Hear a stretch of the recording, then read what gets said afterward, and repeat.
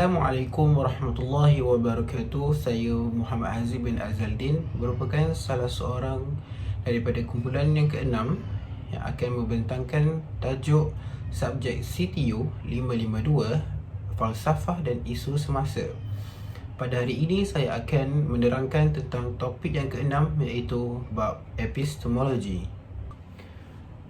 Baik, saya akan menerangkan definisi secara bahasa bagi maksud epistemologi ini. Epistemologi ini daripada segi bahasa mempunyai dua akar kata, iaitu yang pertama episteme dan juga logos. Apakah yang dimaksudkan oleh kedua-dua ini? Episteme ini merupakan ilmu ataupun pengetahuan, manakala logos ini adalah teori. Dari segi bahasanya, epistemologi ini adalah merupakan teori ilmu pengetahuan.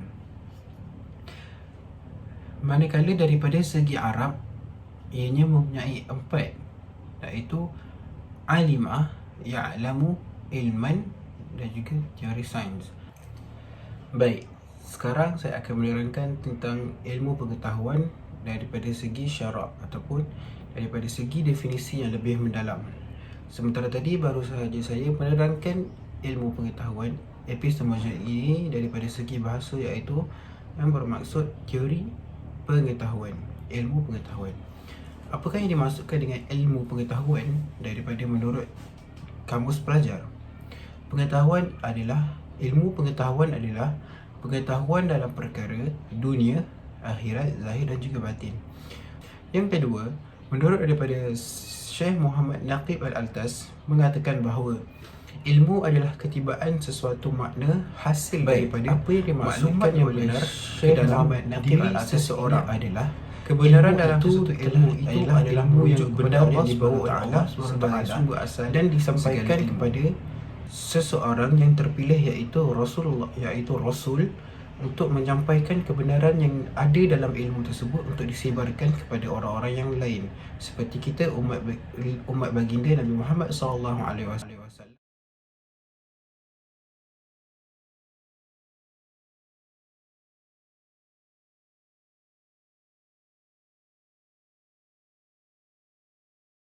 Seterusnya saya akan menerangkan tentang persoalan yang timbul, iaitu mengapa perlu adanya ilmu dalam kalangan kita sebagai manusia. Mengapa? Pasti anda akan tertanya-tanya. Maka di sini saya akan nyatakan empat sebab kenapa perlunya ada ilmu bagi kita sebagai seorang manusia.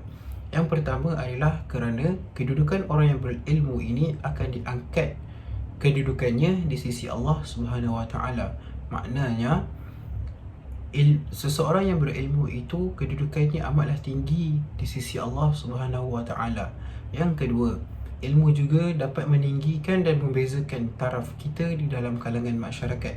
Sebagai contoh, apabila kita mempunyai ilmu, orang akan lebih mempercayai orang yang mempunyai ilmu berbanding orang yang tidak mempunyai ilmu. Yang ketiga, ilmu juga dapat membentuk kepribadian yang baik dan menjadikan seseorang itu bertakwa dan mencintakan Allah SWT dan Rasulnya. Hal ini kerana apa?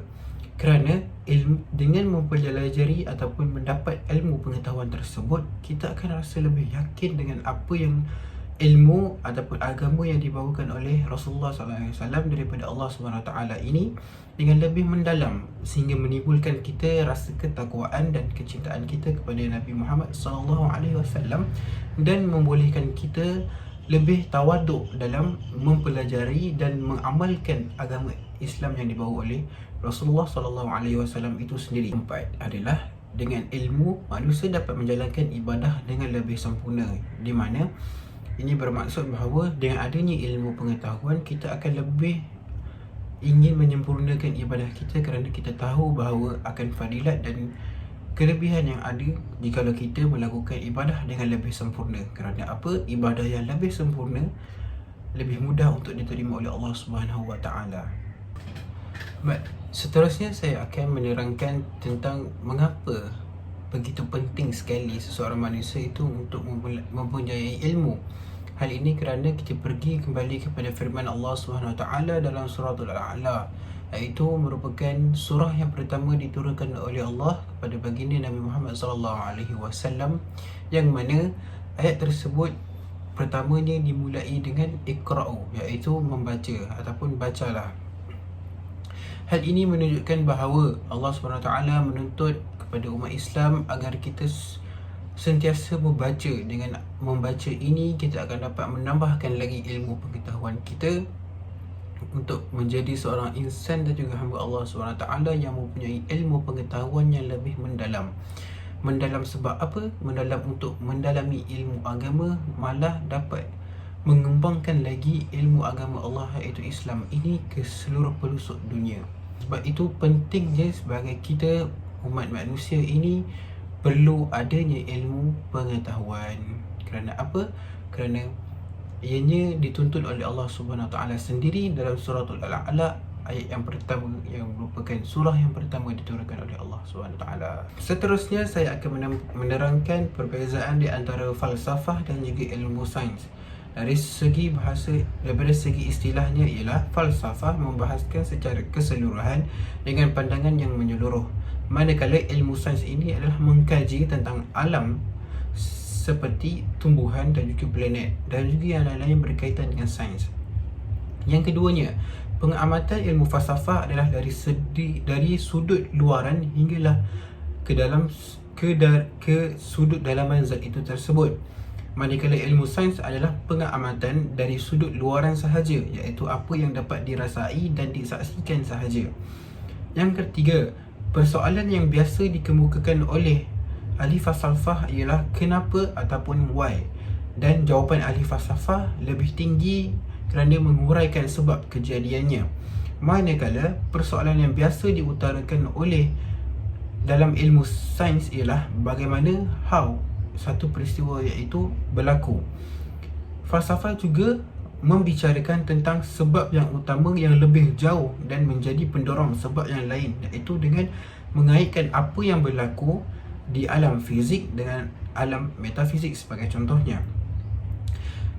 Selain itu, sains juga hanya membicarakan tentang sebab-sebab yang hampir tiada, yang hampir pada persekitarannya sahaja. Dan perbezaan yang terakhir adalah falsafah menghampiri kebenaran dengan menggunakan akal budi secara radikal dan menyeluruh serta universal, serta menggunakan pengamatan akal. Manakala ilmu sains adalah berdasarkan pencarian kebenaran dengan jalan penyelidikan, pengalaman dan juga percubaan.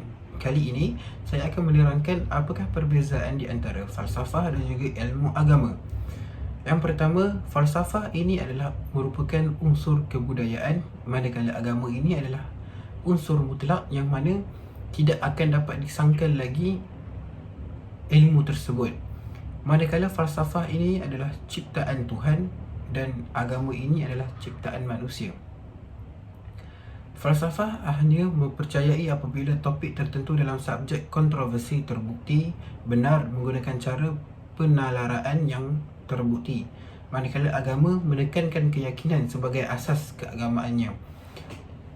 Falsafah orang lebih kepada sekadar berfikir, manakala agama ini ia diamati dengan kehadiran ritual mengikut agama masing-masing. Falsafah menghampiri kebenaran dengan menggunakan akal budi secara radikal dan menyeluruh serta universal serta menggunakan pengamatan akal. Manakala ilmu agama adalah sains mencari kebenaran dengan jalan penyelidikan, pengalaman dan percubaan. Seterusnya, saya akan menerangkan tentang kesan epistemologi dalam kehidupan manusia. Yang pertama, dengan adanya ilmu pengetahuan ataupun epistemologi ini, ianya dapat membimbing seseorang untuk meletakkan sesuatu perkara di tempat yang wajar, atau istilah kata lainnya adalah ia dapat membantu dan membimbing manusia untuk membuat sesuatu perkara, sama ada do or don'ts. And then yang kedua, dengan adanya epistemologi ataupun kesan epistemologi dalam kehidupan kita adalah ianya membantu kita memahami cara dan juga arah manusia berfikir. Kita dapat membezakan bagaimanakah seseorang manusia itu berfikir, adakah ke arah begini ataupun begini. Yang ketiga, Kesan epistemologi dalam kehidupan juga mempengaruhi peradaban manusia. Yang keempat, kesan epistemologi juga mendorong manusia untuk sentiasa berfikir dan menciptakan sesuatu yang baharu. Hal ini kerana apa? Kerana dengan adanya ilmu pengetahuan, ianya membuatkan kita sebagai manusia untuk sentiasa berfikir dan mencari solusi-solusi tentang permasalahan yang berlaku dengan menciptakan sesuatu yang baharu. Seterusnya, sumber pengetahuan ini datangnya daripada melalui 3 perkara atau 3 cara. Yang pertama, melalui akal fikiran kita, dengan bagaimana kita mengkaji sesuatu perkara itu menggunakan akal kita. Yang kedua adalah daripada segi pengalaman, yang mana setiap perkara ilmu yang kita dapat itu kita belajar hasil daripada pengalaman yang kita lalui. Yang ketiga adalah wahyu, yang mana perkara ini diberikan oleh Allah SWT kepada manusia ataupun Rasulullah SAW. Saya akan menerangkan tentang sumber wahyu dengan lebih mendalam. Wahyu adalah pengetahuan yang disampaikan oleh Allah SWT kepada manusia melalui perantaraan iaitu para Nabi dan Rasul. Kebenaran wahyu secara seluruhannya diakui oleh akal, bahkan pengalaman manusia secara histori tergambarkan dengan jelas dalam wahyu. Yang terakhirnya adalah maklumat wahyu itu sendiri terdapat perkara yang boleh dikaji dan dibuktikan secara rasional dan empirikal seperti konteks alam, dan ada setengah sumber wahyu ini yang tidak dapat dikaji dan dibuktikan seperti sam'iyat. Terusnya saya akan memberitahu tentang hierarki ilmu. Ianya terbahagi kepada dua, iaitu daripada segi pembahagian ilmu dan juga permolehan ilmu tersebut. Dalam pembahagian ilmu kita mempunyai 4, iaitu revealed knowledge, inspirational knowledge, rational knowledge dan juga empirical knowledge. Manakala pemerolehan ilmu terbahagi kepada 4 juga, iaitu wahyu kepada para nabi dan rasul, inspirasi orang-orang yang baik, ilmu juga diperolehi oleh orang yang bijak pandai. Manakala yang terakhir, ilmu juga diperolehi daripada melalui panca indera. Seterusnya ialah perbezaan akal dan ilham. Untuk akal, yang pertama, kaedah induktif dan didaktif. Yang kedua, bercorak objektif dan dapat disaksikan ramai. Yang ketiga, falsafah hanya percaya apabila topik tertentu dalam subjek kontroversi terbukti benar menggunakan cara penalaran yang terbukti. Yang keempat, boleh digambarkan. Manakala untuk ilham pula, yang pertama, pengalaman jiwa. Yang kedua, bersifat subjektif dan pengalaman peribadi. Yang ketiga, agama menekankan keyakinan sebagai asas keagamaannya. Dan yang keempat, tidak boleh digambarkan dengan perkataan secara tepat. Seterusnya ialah intuisi dan heuristik. Yang pertama, intuisi, kuasa spontan memahami atau memperoleh sesuatu ilmu tanpa penaklukan dan pentelahan secara sedar. Yang kedua, gerak hati dalam budaya Melayu. Yang ketiga, ahli sains tidak mengakui kaedah ini untuk memperoleh pengetahuan sains.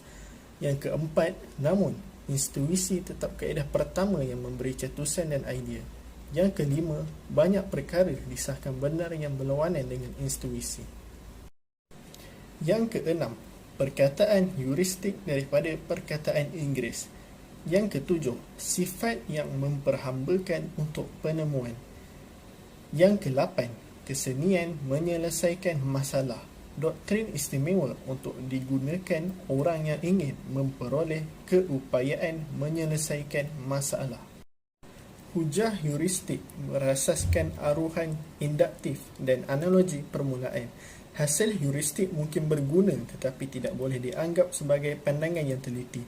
Penaklukannya tidak bersifat terakhir walaupun dipersembahkan dengan cita rasa yang terbaik dan ikhlas, tetapi tidak boleh diperkotak-katikkan, dan ia lebih bersifat sementara dan munasabah sahaja. Seterusnya, sumber ilmu boleh ambil daripada 5 perkara. Yang pertama, rasional. dan yang kedua reason mind thinking, dan yang ketiga empirical, dan yang keempat uji kaji, dan yang kelima sense dan experience. Seterusnya ialah metod ilmiah. Metod ilmiah menggabungkan yang pertama, berfikir cara didaktif dan induktif. Yang kedua, melibatkan pembuktian secara teori dan empirikal. Yang keempat, kajian ilmiah adalah mengikut metod yang sistematik, analisis dan pengujian data. Dan yang kelima, kaedah didaksi tidak menjamin kita memberi segala ilmu pengetahuan yang benar. Kaedah didaksi hanya dapat memberi pengetahuan yang sah sahaja. Benar atau tidaknya tidak boleh Seterusnya, kaedah berfikir atau logik akal. Yang pertama, induktif. Yang kedua, didaktif. Dan yang ketiga, abduktif. Seterusnya ialah kebenaran ilmu. Yang pertama, kebenaran adalah kesesuaian atau sepadan antara pernyataan iaitu idea tentang kenyataan iaitu realiti atau fakta. Yang kedua bermakna suatu pernyataan adalah benar jika isi kandungan pengetahuan bersesuaian dengan objek. Yang ketiga, misalnya pernyataan kota baru di Kelantan. Yang keempat, kelemahan teori ini. Bagaimana hendak membanding teori dengan realiti yang tidak jelas dan tidak dapat dibuktikan. Adakah kenyataan seperti alam barzakh adalah salah? Dua teori kebenaran ialah yang pertama, teori kebenaran korespondensi. Contohnya Plato, Aristoteles, Murray dan Rawls. Yang kedua, teori kebenaran koherensi. Contohnya Leibniz, Spinoza dan Hegel. Seterusnya ialah perbezaan teori korespondensi dan teori koherensi. Untuk teori korespondensi, yang pertama, kebenaran adalah kesesuaian atau sepadan antara pernyataan iaitu idea tentang kenyataan iaitu realiti atau fakta. Yang kedua, bermakna suatu pernyataan adalah benar jika isi kandungan pengetahuan bersesuaian dengan objek. Yang ketiga, misalnya pernyataan kota baru di Kelantan. Kelemahan teori ini, bagaimana hendak membandingkan teori dengan realiti yang tidak jelas dan tidak dapat dibuktikan. Adakah kenyataan seperti alam barzakh adalah salah?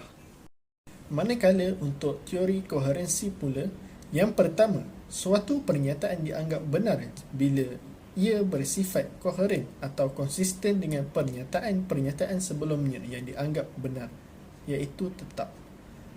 Yang kedua, maksudnya pertimbangan adalah benar jika ia bersifat konsisten dengan pertimbangan lain yang telah diterima kebenarannya atau berkesinambungan menurut logik. Yang ketiga, ia lebih bermirip kebenaran rasional. Yang keempat, contoh jika A bersamaan B dan B bersamaan C, maka C ialah bersamaan dengan A. Seterusnya ialah teori pragmatik. Yang pertama, cetusan Charles S. Peirce pada tahun 1839 hingga 1914 Masihi dalam How to Make Ideals Clear dikembangkan William James pada tahun 1842 sehingga 1910 Masihi. Seterusnya, John Dewey pada tahun 1859 sehingga 1952. Seterusnya, George Herbert Mead pada tahun 1863 sehingga 1931. Yang kedua, James mengatakan fungsi berfikir bukan untuk menangkap kenyataan tertentu, melainkan untuk membentuk idea tertentu bagi memenuhi keperluan atau kepentingan hidup manusia. Yang ketiga, kebenaran bersifat relatif, padahal kebenaran adalah tetap. Yang keempat, mementingkan idea berguna walaupun palsu. Justeru, kebenaran bukanlah keutamaan. Yang kelima, kepalsuan boleh dijelmakan dengan hujah-hujah rasional, sedangkan tarikan pragmatism adalah manfaat jangka pendek yang sengaja diada-adakan. Seterusnya ialah revolusi sains postmodernisasi. Selepas revolusi sains, pemikiran lebih menjurus kepada rasionalism dan empirikism. Rationalism claims that there are significant ways in which our concepts and knowledge are gained independently of sense of experience. Empiricist claims that sense experience is the ultimate source of all our concepts and knowledge. Seterusnya ialah perbezaan rasionalisme dan empirisme. Untuk rasionalisme yang pertama, berkembang di bawah konteks revolusi sains pada abad ke-17 yang memberi pertimbangan utama kepada pencarian ilmu asas yang kekal. Yang kedua, model rasionalisme dari kalangan ahli falsafah pendidikan mereka seperti Descartes, Leibniz dan Spinoza.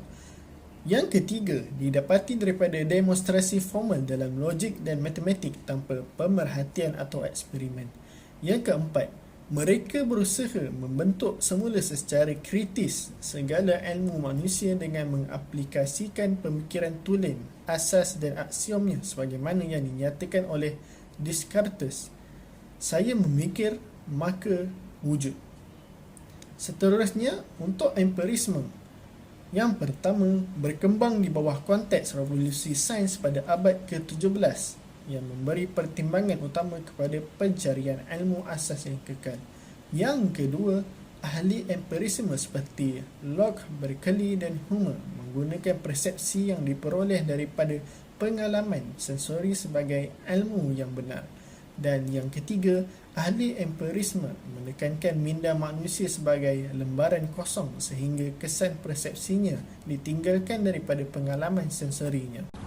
Okey, so kita teruskan dengan jenis-jenis ilmu.